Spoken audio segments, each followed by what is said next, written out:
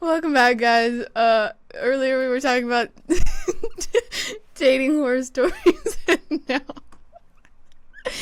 we're gonna talk about some more. No, we're not. We're going to talk about what we're talking about right now. You want to? Okay, We're going to put your business out in the street here. So, I drink a lot of water prior to the show, and I'm currently drinking water during the show as well. And I really had to go to the bathroom. And so I told Tate, I was like, hey, on break, I'm going to run to the bathroom real quick, use the bathroom, and then I'll come back. And then Tate sends me a message as I sit back down. He was like, we could hear you. And that's awful because the bathroom is literally like right is the other room. And I was like, oh my God.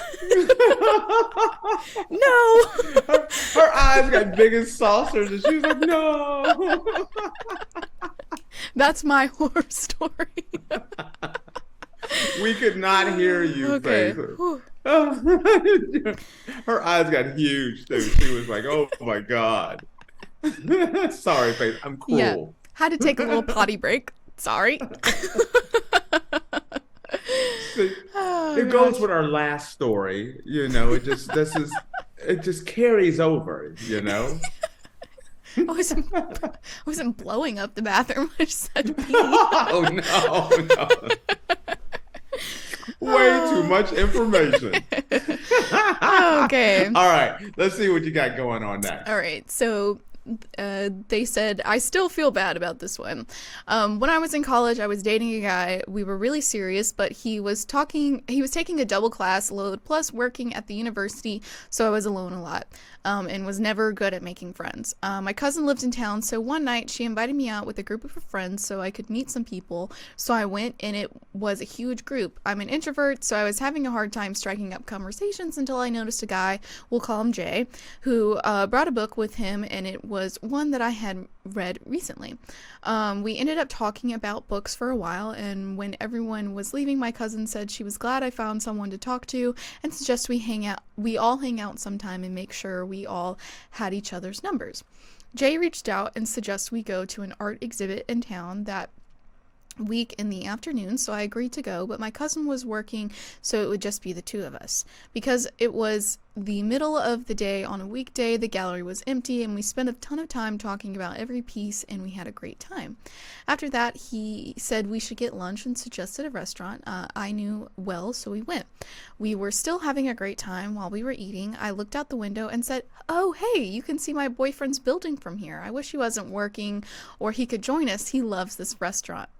At that, Jay stopped eating and his face completely dropped. Whoa. I'm confused. Wait. All right. Bring me up to speed here. Did I miss something? Okay, so the beginning of the story, she's dating a guy and they were really serious. But he works a lot and is taking a lot of classes, so she was alone a lot.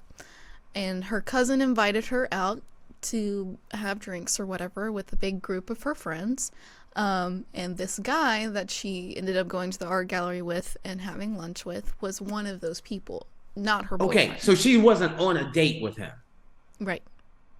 Okay, because I thought she was on a date with him. No. And okay, now I missed something. I apologize everyone about hitting that rewind, but there was a step I missed in here because I'm like, whoa, what? Okay, sorry about that. Go on back. Okay, so at that, Jay stopped eating and his face completely dropped. It was the first time all day that he hadn't had a smile on his face. He was quiet for a bit, so I asked him if he was okay, to which he responded, I didn't realize you had a boyfriend. At this point, I was still completely oblivious to what was happening, so I blathered a bit about how great my boyfriend was, but Jay was still quiet and seemed uncomfortable. I asked him again if he was okay, and he said, I thought that you and I were on a date. I felt terrible and realized how dense I had been. I offered to pay him back for everything he had paid for today and to walk myself home, but he insisted it was fine and gave me a ride home. I called my cousin when Go ahead. Keep going. You can't be. I called my cousin when I got home, and she said she knew he liked me and thought it was a date, but she assumed I was in an open relationship, so just didn't say anything about it. I never got any better at realizing when a guy was into me. My husband jokes that I didn't realize he was actually interested in me until he proposed. So. First off, she's like, I'm sorry, I didn't realize. I can give you a refund. You can't be like, yeah, I want $72.50 back because I thought I was on a date. You can't get a refund through your halfway through your date. She was trying to help. She didn't know what to do. Think about it. If he's like, yeah, okay, I already dropped 140 on us for so far because I thought this was a date. So 71.95. I need a check for that. Everyone would be like, this dude's a jerk. Yeah. Am I right? You can't get a refund on that one. Yeah. Mm-hmm. But now I give him some credit. I do give him credit because I always say a closed mouth doesn't get fed. And at least he made his intentions known. Like, hey, I thought this was a date. Mm-hmm. I don't know how well I would have done the same thing. It's like, whoa, hold time out. What do you mean? You got a whole boyfriend over there. Yeah. you know, wait a minute. I thought we were on a date. Mm-hmm. Ladies, gentlemen, you have to make your intentions known. No, yes. You don't know how many people over the years talk about like, oh, I really like this person, or I really like you, or this and that, but I never said anything. There's only one you. Shoot your shot. Exactly. I can attest to that because my boyfriend, him and I were really, really good friends, and I started to develop feelings for him, and I didn't know at the time, but he had also developed feelings for me, but neither of us really said anything. And then one day I was just like, I'm going to regret this for the rest of my life if I don't say anything. And so I was like, hey, I like you. And he was like, hey, I like you too. And then that was shoot your shot. Yeah. So crossover, do the fade away, but you got to shoot that shot. You might not always get the result that you want, but you miss 100% of the shots you don't take. I used to always say, you see a really good looking girl going down the street, you only got one chance to say hi to her. Yeah. Or, hey, I like this girl. What's the worst thing she can say to you? No. Worse. No. She can say, you're an ugly creep. Go over there and die. And guess what? It'll be like, and you know what? She says you're an ugly creep. I hope you get hit by a car and die. Okay, she wasn't who I thought she was in the first place. Right, and that's not somebody you want to be with. And then you forget about it. You didn't want to be with her in the first place. Mm-hmm. But unless you shoot your shot, you don't know. Exactly. And it makes me think about. There's a friend of mine, and I got to be careful on this one, but we always got along really well. Mm-hmm. And like I said, closed mouth doesn't get fed around here. So I don't sit in that afraid corner in life. I'm like, listen, I think you're great. All this stuff, we should go out. Mm-hmm. And she was like, I'm sorry, I don't want to, she got school, I got this, I got that. And I was like, okay, no problem. And we just put her over in friend zone, and we just kept on rolling through. And then eventually I ended up meeting my wife, and she came to me and she's like, I thought we would always end up together. What? And she's like, I've always had a crush on you. Well, I shot my shot. Too little, too late. You can't be trying to get me to fly Delta when I already got American airline tickets. I'm sorry. And so she waited until I met my wife before she shot her shot.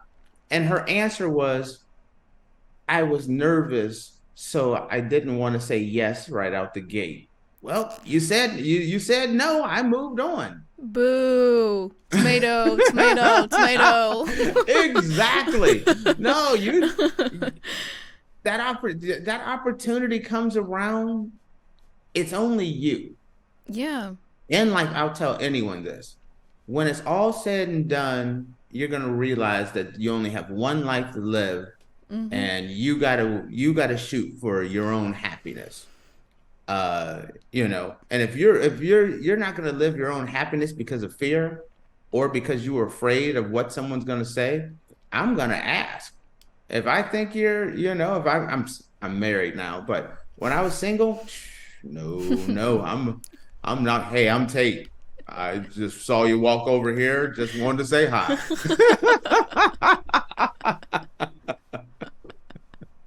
Smooth.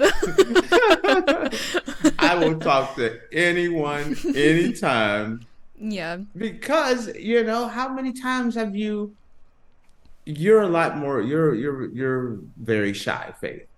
Over the years, not mean to put your street business out on the streets I'm here, not especially. super, okay, I'm not shy. I'm shy when I first meet people. Right, but I understand what you mean. Yeah. But here we Then are. the extrovert comes out. How many times in your life, from little Faith to adult Faith, had there been people that you had a crush on that you were too afraid to ask? Probably about 2 or 3, but See, that's way lower than most. but Oh, there's a big but.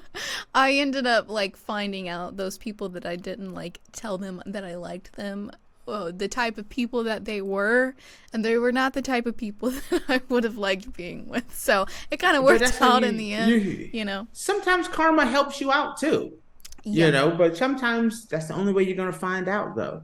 But you gotta, in life, you gotta take a chance. Go ahead. What are you gonna say? We got a comment from Hunk Foreign. They said hi.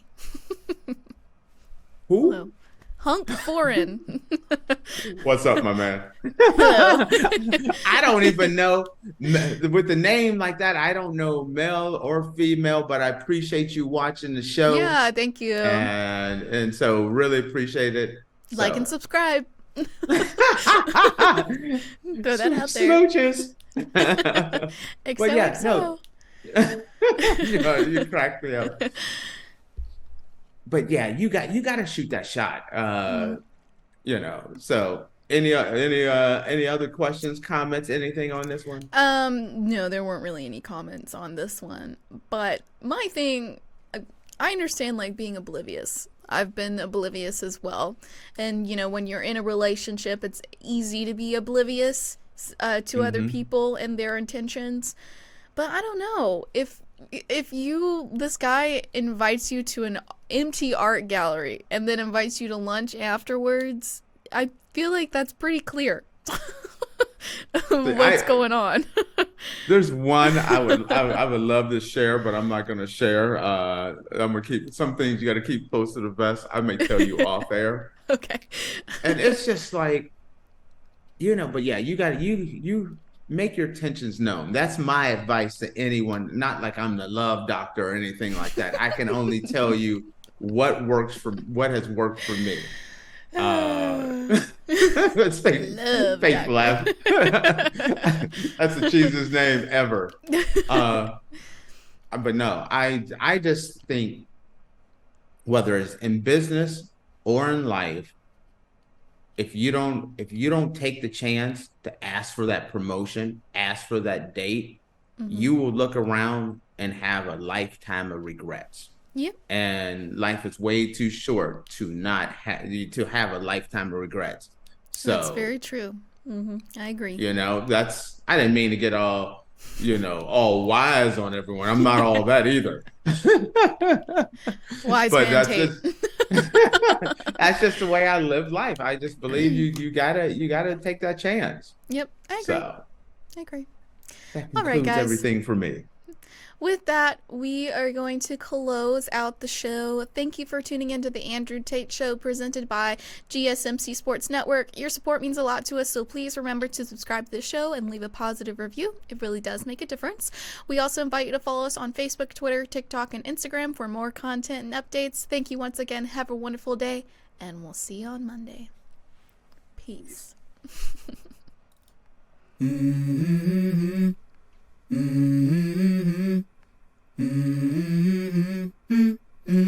Let's go. I wake up to a little bit of drool on my pillow, feel like it's gonna be a bad day. Yeah, I'm tired of shit, and the coffee ain't hit yet, damn, ain't that great. I don't wanna go to